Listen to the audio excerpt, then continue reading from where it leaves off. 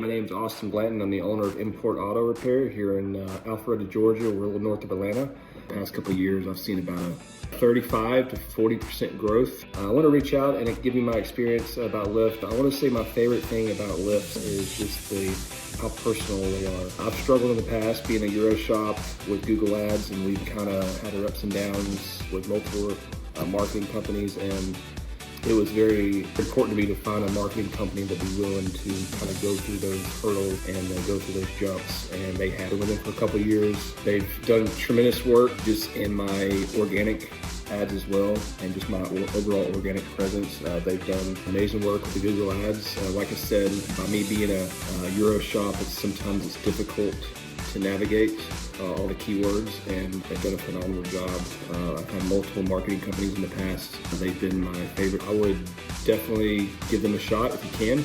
Kelsey's a stand-up guy. He has a good team that works for him, and I think he'll be happy.